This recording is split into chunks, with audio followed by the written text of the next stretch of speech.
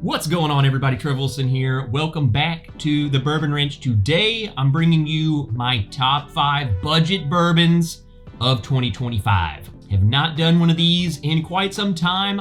Honestly, I just haven't been getting a lot of new releases. You know, I've been doing these new whiskeys that are coming out videos, and I'm not able to get a lot of them, or really any of them. They're just kind of too expensive, they're too hard to get, and it's just kind of gets old. So I've kind of found myself going back to tried and true budget options that are sitting on the shelf, and I gathered up 5 of them that I've really been enjoying. And so if you're in that same boat of, Trev, I need something good to drink and not break the bank and can go to the store and snag one, here you go. First and foremost, budget. Define budget, everyone's different, but I feel like in the current state of bourbon, 40 and below is budget to me, considering most new things that are coming out are starting at $60. It's just kind of hard to find new releases that aren't $60, $70, $80, $100, just madness. So I think if you can find good bottles under 40, you're in a good spot. And that's kind of what I did here. You know, the days of people dropping $15 bottles, it's just not happening. So let's get into it. First up is a bottle. I kind of struggled with this one. Jim Beam Black Label. It's the revised, the revamped 7-year age dated, you know, came back last year, I believe. I really struggled because, you know, the Winter Reserve, Jim Beam Winter Reserve, was on my top whiskey of last year list. I really enjoyed that bottle. Very cheap, very crushable, very delicious. It was up between these two. My issue is that bottle is on sale at my store right now for like $15, which is perfect for this list, but I think they're trying to get rid of it because it is, I'm guessing, just a winter release, Winter Reserve. Maybe they're coming out with a Spring Reserve, a Summer Reserve. I don't know. I don't know if the Winter Reserve will continue to come out. Not exactly sure, so didn't want to throw it on this list, but a bottle that is there all the time. Jim Beam Black Label, 7 years, 90 proof. No, yeah, 90 proof. It's just easy sipping, classic Jim Beam. A little bit more richer flavor. It's got the 7-year age stated on there. It's better than, for one, I think this is way better than basically the bottles that this is sitting right next to. So the old Black Label, the Devil's Cut, the Double Oaked, the White Label, they're all in the same kind of price range. And this one's just clearly better. So it's got to be on there. Classic budget sipper from Jim Beam. So you want a good nutty 90 proof age dated bourbon? Bam, it's like $25 or something. Give it a try. Alrighty, moving on to one that's a little more expensive. It's in the $30 range, like 30 something dollars. And I can't believe I'm actually adding this to my list, but it's Johnny Drum from Willet Distillery. I don't think I've ever really talked anything Willet on my channel. And if I have, it was talking about probably one of the worst bottles I've ever had, and that's the freaking Willet Pot Still. That thing is not okay. And, you know, Willet, I feel like they're just completely different than most bottles on the shelf. There's something just like very distinctly Willet that you kind of get on all of their products. And I think some people, or some of the bottles, that little distinct flavor thing is too much, and it's kind of not well received. Others are much better. My case in point, this Johnny Drum, again, I don't know exactly what the price of it at 30 something dollars. Willet has a ton of budget bottles. I can't even name all of them because there's just so many random. They're all named just something totally different. So look at the other bottles that will be next to this one. See if it's, you know, distilled and aged and bottled by Willet. You know, I can't speak for all of them because there's so many of them, but I think this is a safe bet. If you haven't gotten into the Willet line of things, right? If you haven't tried a Willet, Or if you've tried Willet Pot Still and you're like, I'm never trying freaking anything from Willet again, I think this is a good place to start. I like it. This is kind of right in line with how I want my Willet to taste like. This is what I'm cool with. And obviously I keep pouring the thing. It's 50.5% alcohol. Every drop charcoal filtered. Now that's not something to brag about, but 101 proof. It's a good bottle. I think it's something, if you again want to branch out a little bit, try something different, try something from Willet. It's a little safer of the Willets. Johnny Drum, give it a try. All right, moving on. I'm gonna add a rye to the list, but it's a very bourbon-y rye, okay? And you'll see why. It's a tried and true classic, favorite of many. Old Forester Rye. It's 100 proof. Now, a couple reasons why I wanted to add this one on here is, one, just add a rye. Throw something. Yeah, you want a rye? You want a cheap rye that's good? Bam, period. Don't look anywhere else. It's like $22 rye. Really good. If you want to try something else in the Old Forester line, the rye. It's like the most bourbon-friendly rye ever. It just is a different iteration of the bourbon, pretty much.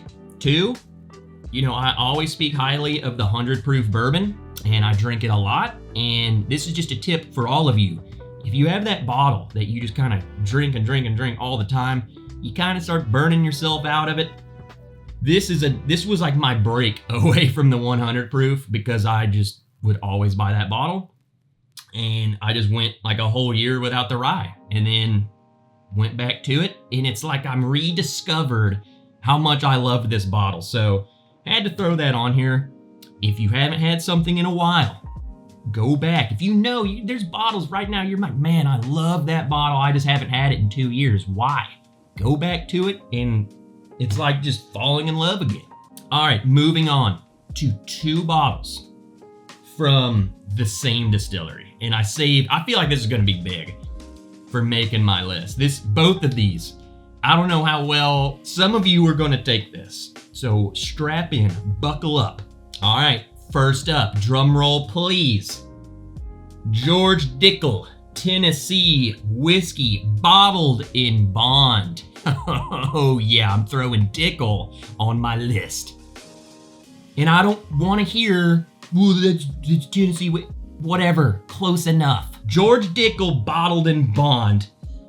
This is 13-year age stated on 13 years. I think this was $33, $34, under $40, 13-year-old age stated, bottled in bond. So obviously the next bottle is also Dickel. So I'm just gonna go ahead and get the Dickel part of this out of the way, okay?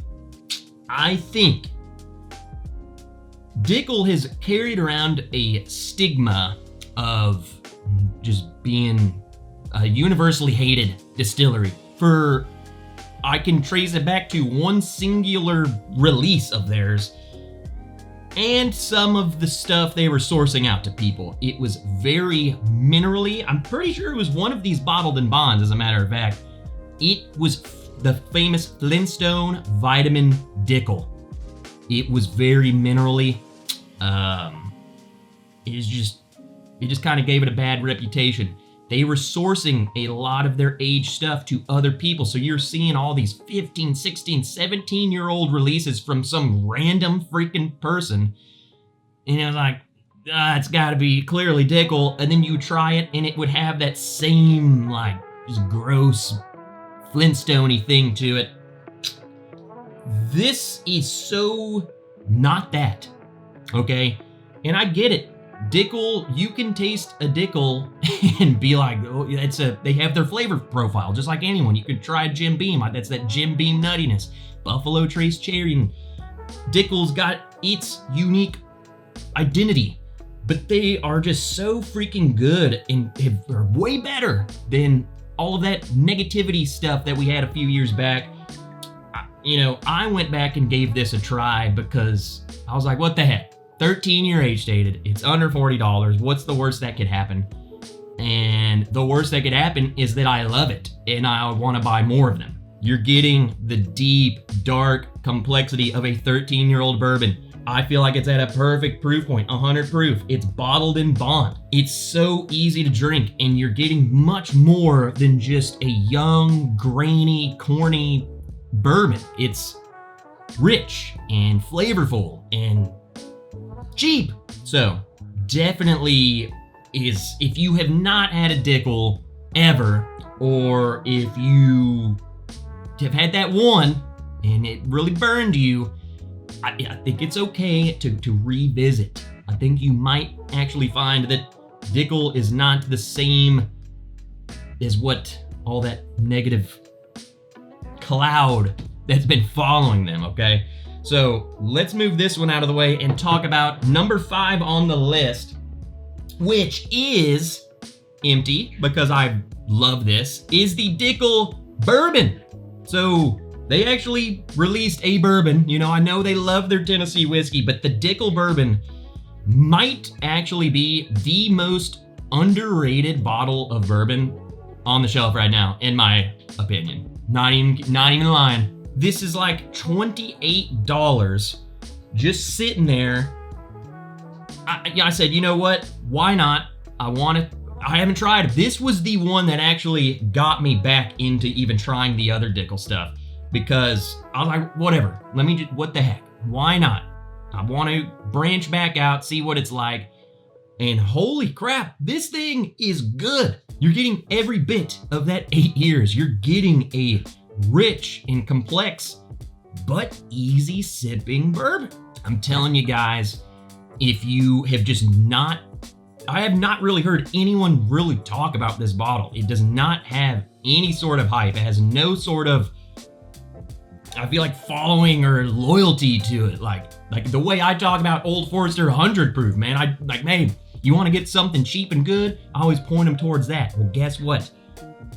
This is kind of sneaking in there as my bottle of, I bet you haven't tried this bottle, and I bet you would like it, Dickel 8-year bourbon. For the price, what do you have to lose? And you have everything to gain if you like it. So go out there and give this a try. And if you like it, then go ahead and give this one a try, because then now you got a double bottle. You got 2 bottles for like 50, 60 bucks that are amazing, okay? I can't believe Dickel made 2 bottles of Dickel made my list. That's 2025 gonna be a wild year. So there we have it, everybody. My top 5 budget bourbons out there right now. You can go and find probably all of these. I would say maybe the hardest one to find would probably be the bottled in bond, but this has been sitting on my store shelves for a long time, a lot of them. So just, if you can't find that, I bet you this one will be out there. The Johnny Drum is another one. Kind of, we used to never get Willet, and then all of a sudden 10 different labelings of Willet showed up. So I know they're definitely expanding, but everything else is pretty much out there. So go out there. If you get any of these, try them. Go to the comments. Let me know what you think. Let me know what you think of these anyway. And if you have another suggestion for people to go find a bottle, a budget bottle, leave that in the comments down below. Hit the like button, subscribe, check out the Bourbon Wrench Patreon, support this channel, this community more. We've got a lot of cool stuff coming 2025. And until next time, I'm Trev Wilson. I will see you guys next video.